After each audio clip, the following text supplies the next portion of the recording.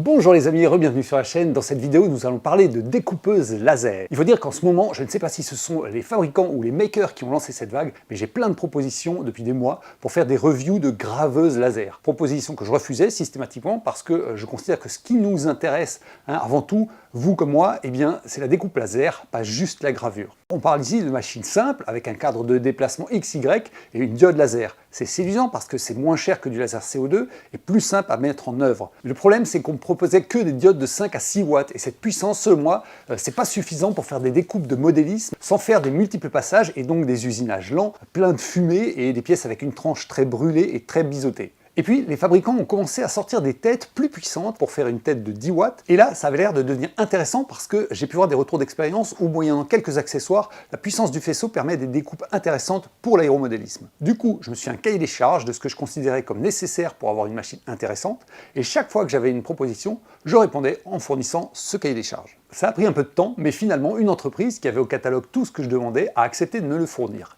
Et cette entreprise, c'est le site de vente TomTop, qui a accepté de me faire confiance. Je les mets un peu en avant parce que vous verrez que l'ensemble de mes besoins, ça fait monter la note bien au-delà du prix d'une imprimante 3D de base et ils ont accepté en quelques heures de me fournir tout ce que je demandais. Vous trouverez les liens vers les différents éléments dans la description sous la vidéo. Mais avant tout, gros warning concernant la sécurité. On parlera ici de faisceaux laser. C'est dangereux pour les yeux, c'est dangereux pour la peau, donc il faut impérativement se protéger avec des équipements de protection individuelle adaptés. Le minimum du minimum, c'est une protection au niveau de la sortie laser et des lunettes de la bonne couleur, adaptées à votre laser. Mais le faisceau laser, c'est pas le seul élément dangereux. La découpe et la gravure laser, ça produit des fumées qui contiennent de la suie, donc ventilation active, évacuation, masque filtrant individuel. Comme pour la découpe par fil chaud, il faut protéger vos poumons.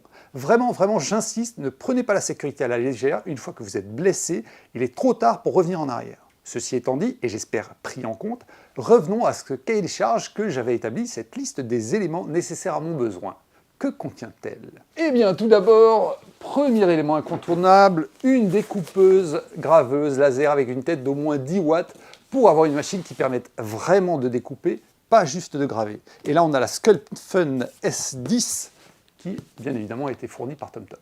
Ensuite, comme un grand nombre de mes auditeurs et membres de mes formations font de l'aéromodélisme, j'ai besoin d'une zone de travail qui permette d'utiliser des planches de balsa. Et les dimensions d'une planche de balsa pour le modélisme, eh bien c'est 1 mètre de long par 10 cm de large. Il faut donc une machine qui accepte un kit d'extension sur un des axes pour porter la courte à 92 cm. C'est pas 1 mètre, mais on n'en est pas loin. Et donc, hop, le kit pour la S10. Troisièmement, comme je veux découper, il me faut un air assist, c'est-à-dire une petite pompe qui amène un flux d'air directement sur la zone de découpe pour évacuer les fumées et la suie et améliorer significativement l'efficacité de la découpe. Et donc, hop, un air assist. Et quatrièmement, il me faut un support de type nid d'abeille pour que le laser puisse traverser proprement la matière à découper et pour que l'air assist puisse évacuer les fumées rapidement sous la pièce. Et comme j'ai le kit d'extension, je dois prendre 3 nids d'abeilles de base pour en faire un grand. Donc j'ai commandé... J'ai demandé non pas un nid d'abeille, mais 3 nids d'abeilles que je vais modifier et assembler pour pouvoir en faire un grand, pour pouvoir couvrir tout l'ensemble de la zone de 920 mm. Comme je vous l'ai dit, TomTop a joué le jeu. Du coup, j'ai ici tout le nécessaire pour monter ma découpeuse laser idéale, en tout cas idéale pour un tarif et un encombrement acceptable. Par contre, attention, encore une fois, on n'est pas entièrement capoté, donc prenez garde à votre sécurité. Maintenant que j'ai tous ces éléments, je vais pouvoir procéder à l'assemblage. C'est parti.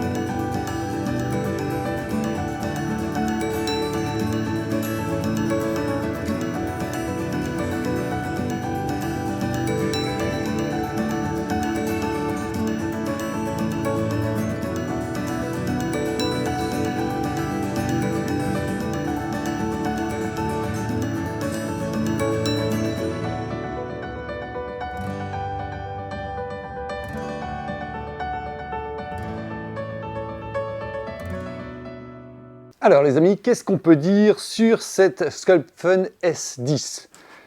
Où est-ce que j'en suis? Qu'est-ce que j'ai prévu? Et puis qu'est-ce que j'ai obtenu? Donc déjà, vous le voyez, j'ai ici, alors vous le voyez peut-être pas, mais en fait, je me suis acheté une planche pour fixer la découpeuse laser dessus, fixer aussi les supports en nid d'abeille. D'ailleurs, à ce sujet, je précise que les supports en nid d'abeille sont livrés avec une plaque en tôle et qui est prévue, vous voyez, hop, pour être mise en dessous. Alors là, je n'ai pas enlevé la protection sur celle-là, il y a une protection d'un côté. Donc, on met la plaque en tôle en dessous du nid d'abeille et le nid d'abeille par-dessus, ce qui fait que le laser, quand il va passer, il va taper dans le métal et il ne va pas abîmer le plan de travail. Donc ça, c'est une première chose. Donc là-dessus, je vais fixer la découpeuse laser, je vais fixer aussi la pompe des racistes, je vais fixer l'alimentation, et puis j'ai prévu aussi de fixer un ventilateur ici pour créer en fait un flux d'air contrôlé, ou en tout cas une direction préférentielle pour pouvoir l'évacuer en ouvrant la fenêtre ou des choses comme ça. Autre chose que j'ai prévu de faire, c'est de changer aussi ce tuyau. Il est trop souple, donc ça je vais le changer. J'en ai déjà commandé un tuyau en silicone de 7 par 11, mais je ne l'ai pas encore reçu, donc je ne peux pas vous le montrer. Et puis, il y a ici, vous voyez, le câble et le tuyau sur le côté. Et en fait, là, je vais mettre soit une chaîne porte-câble, soit tout simplement des petits cavaliers imprimés en 3D pour tenir le tuyau et le câble. Parce que normalement, avec le tuyau en silicone, il est suffisamment rigide pour ne pas avoir besoin de chaîne porte-câble. Et ce sera le tuyau en silicone qui va servir de chaîne porte-câble pour le câble électrique. Donc voilà, des petits supports en impression 3D. Donc ça, c'est prévu. Autre chose que j'ai prévu de faire éventuellement, c'est de mettre des petits interrupteurs d'origine pour remettre le laser à l'origine. Donc ça, c'est ce qui me reste à faire. Et puis, il me reste aussi à contrôler la perpendicularité du cadre. Ça, pour l'instant, je ne l'ai pas contrôlé. Et surtout, la perpendicularité des axes. Parce qu'en fait, il suffit de sauter une dent d'un côté par rapport à l'autre sur une courroie, d'avoir une courroie qui est un peu décalée par rapport à l'autre, et vous pouvez mettre le portique X en travers par rapport aux axes Y. Et là, je pense que je l'ai un peu, parce que sur certaines découpes, je trouve que je n'ai pas une perpendicularisé qui est top. Donc j'ai probablement mon portique qui est un peu en biais. Donc là, ça se met en fait, ça se fait en allant au bout. On contrôle d'abord la perpendicularité du cadre, ensuite on va au bout, et puis on bouge la tête laser et on regarde les intervalles par rapport au rail de l'extrémité, par rapport au profilé d'extrémité. On regarde les intervalles, il faut avoir le même intervalle des deux côtés. Si on n'a pas le même intervalle, soit on fait coulisser une des courroies, soit on fait sauter une dent, mais il faut que ce soit vraiment d'équerre, parce que sinon vos découpes elles seront en parallélogramme. Et ça peut être visible vraiment sur les découpes. Moi, je le perçois sur certaines de mes découpes. Vous le voyez, je reparle encore une fois, j'ai une chemise en coton à manches longues parce qu'on est avec un laser et j'ai les lunettes qui sont fournies avec la machine qui, soit dit en passant, sont d'excellente facture et passent sans problème par-dessus mes autres lunettes avec en plus un bon retour. Donc ça, c'est un point extrêmement positif. Donc voilà pour tout ce que je veux faire encore sur cette machine. Je pense que je vous ai tout dit. Alors, je l'ai testé, j'ai commencé à la tester, mais pour moi, le laser, c'est tout neuf. Donc, j'ai dû découvrir un peu aussi les logiciels. J'en ai trouvé deux. J'en ai essayé deux. J'ai essayé Laser GRBL, qui est open source, gratuit. Mais l'inconvénient, c'est qu'il est un peu simple. On ne peut pas facilement définir, par exemple, une tâche par couleur de dessin. Donc ça, c'est pas génial. Donc du coup, comme plein de monde, je me suis tourné vers Lightburn, qui est payant, mais qui a une période d'essai de 30 jours. Donc là, je suis encore dans la période d'essai. Là, on est sur un autre level en termes de fonctionnalité. C'est vraiment quelque chose de ultra polyvalent. Alors, ça fait un peu peur au début parce qu'il y a beaucoup de choses à l'écran, mais en vrai, il y a énormément de documentation, il y a énormément de tutoriels qui sont disponibles en ligne et du coup, la prise en main finalement, c'est plus clair en quelque sorte que Laser GRBL. Donc j'ai fait quelques essais. En fait, je m'étais dit, bon, là, je veux juste voir un petit peu la puissance max, qui peut le plus, peut le moins. Donc je suis parti direct sur du contreplaqué de 6 mm. C'est un contreplaqué de bonne facture, c'est le contreplaqué que j'utilisais pour la Minicut 2D. Donc ce n'est pas un contreplaqué spécialement léger, ce n'est pas non plus un contreplaqué spécialement dur, mais il fait 6 mm d'épaisseur. J'ai réussi à le découper en une passe à 2 mm par seconde. Avec les racistes, la diode évidemment à 100%, honnêtement, la qualité de découpe n'est pas folle, quoi. Forcément, on va pas assez vite. Hein. Donc, c'est pas ultra adapté. C'est-à-dire que pour faire quelque chose d'aussi épais, c'est pas vraiment ce matériel qu'il faudrait. Je voulais chercher un petit peu, j'ai poussé les limites. Je pense que, par contre, faire la même découpe, mais en plusieurs passes, on obtiendrait un meilleur résultat. C'est-à-dire que là, pour l'instant, c'est pas mal brûlé. Mais si vous faites la même découpe en allant plus vite, vous brûlerez moins. Et je pense qu'en 3-4 passes, vous obtiendrez un bien meilleur résultat. Donc là, c'est des essais à mener, je ne les ai pas encore faits. Moi, ce qui m'intéressait de voir, c'est est-ce que c'est adapté au modélisme. Le test que j'ai fait me montre que pour des épaisseurs plus conventionnelles en modélisme, pour du balsa, pour du contreplaqué de 3 mm, pour des choses comme ça sera tout à fait adapté. Éventuellement en plusieurs passes pour avoir des finitions plus propres. Mais avec les racistes, c'est tout à fait adapté, surtout pour une pratique amateur où finalement la durée de production n'est pas nécessairement un critère important. Donc voilà, j'ai validé un point important de mon cahier des charges qui était de me dire il me faut une diode d'au moins 10 watts. Évidemment, si vous prenez une diode de 20 watts, puisqu'il y en a qui sont sortis maintenant, hein, c'est en fait 4 diodes de 5 watts qui sont associées, ça fait un faisceau avec 20 watts optique à la sortie, évidemment que ce sera encore plus adapté. Parce que vous pourrez beaucoup plus moduler la puissance et puis avoir de la puissance en sortie, ça permet d'aller vite. Donc on charbonne moins la tranche des pièces, c'est bien. Mais en 10 watts, avec les racistes, on a clairement une machine qui est faite pour couper et qui est adaptée à l'aéromodélisme conventionnel. Alors j'ai fait un petit bilan plus et moins de cette machine parce qu'elle n'a pas que des points positifs. On va passer en revue quelques points négatifs ou quelques points perfectibles, on va dire.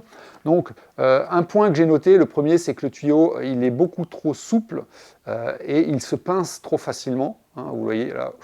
Et du coup, quand vous avez le moindre pincement, eh ben, le flux d'air, hein, si par exemple vous avez le tuyau qui se met comme ça, vous créez un pincement, et puis vous avez le flux d'air qui est ralenti. Du coup, vous avez un flux d'air en sortie qui n'est pas régulier. Et du coup, vous pouvez avoir des irrégularités dans votre découpe, voire une baisse de la qualité de votre découpe, tout simplement parce que le flux d'air va s'interrompre carrément, ou alors devenir trop faible. Et donc ça, c'est dommage. Ils auraient dû mettre un meilleur tuyau, quelque chose de plus rigide, même du tuyau cristal d'aquarium. Je suis persuadé que ça ferait mieux le job que ça. Ça, c'est pas terrible, quoi. Moi, j'ai carrément acheté un tuyau en silicone que je devrais recevoir en diamètre intérieur. Ça doit être du 7 intérieur, 11 extérieur. Donc j'ai des parois de 2, ce qui veut dire qu'il sera relativement rigide, mais comme c'est du silicone, il sera relativement souple quand même, donc ça devrait bien marcher. La protection du faisceau ici, je la trouve un peu légère, hein, c'est-à-dire que le faisceau il n'est pas protégé par l'arrière. Alors c'est pratique, mais au niveau sécu, c'est moyen. On va dire que c'est moyen. Le deuxième point que je trouve perfectible, ce serait d'avoir les capteurs d'origine. Donc l'origine, moi je vais la mettre ici, sachant que ça va me faire du coup juste un petit fil à câbler sur l'interface ici, avec un petit interrupteur à roulette là.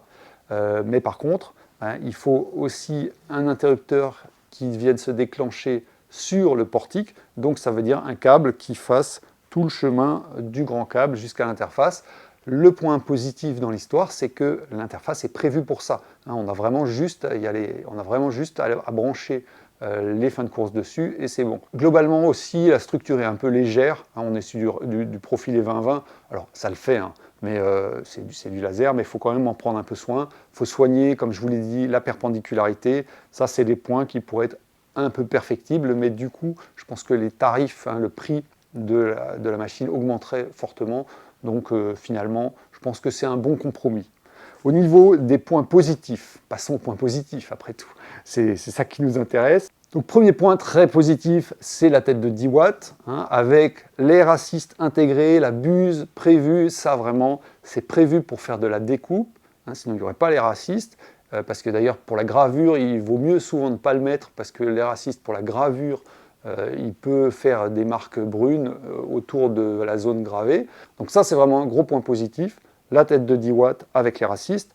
Donc ensuite, on a la course suivant cet axe, hein, donc avec le kit d'extension évidemment, mais on parle bien de ce que je vous présente ici, qui est la machine avec le kit d'extension et les 3 nids d'abeilles. Donc là, c'est top parce qu'on a 92 cm utiles suivant cet axe, c'est-à-dire qu'on utilise quasiment la totalité d'une planche de balsa, donc même si on a des pièces longues, on n'est pas obligé de les couper pour les rabouter, donc ça c'est vachement bien.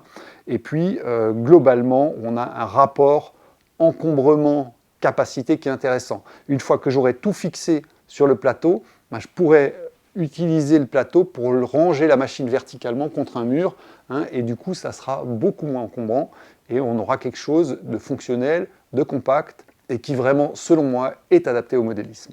Après, on a un point positif, les lunettes, hein, qui sont de bonne facture, puisque c'est quand même un élément de sécurité fondamental.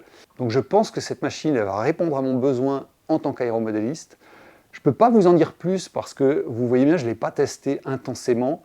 Je ne l'ai pas utilisé régulièrement. Là, c'est une impression à froid.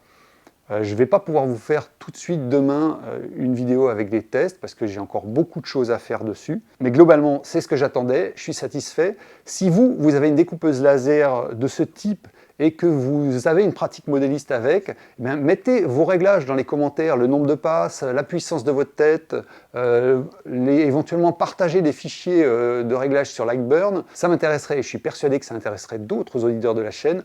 En attendant de plus amples réalisations avec cette belle machine, je vous dis portez-vous bien, à bientôt, salut. Que ce soit pour la découpe laser, la CNC Field Show ou l'impression 3D, je fais toutes mes conceptions avec SketchUp Make 2017 qui est gratuit. Et donc je crée mes modèles en 3D et ensuite j'exporte mes fichiers d'usinage, que ce soit les fichiers pour le laser, la CNC Field Show ou l'impression 3D. Si ça vous intéresse de mettre le pied à l'étrier dans ce monde du dessin 3D pour exporter ensuite vos pièces, eh bien j'ai créé une formation gratuite d'initiation à SketchUp. Je vous mets le lien en description sous la vidéo ou alors il s'affiche ici en dessous de moi. Je vous invite à le visiter, à vous inscrire et à faire vos premiers pas avec SketchUp. Ce sera une bonne façon de commencer à créer vos propres fichiers numériques.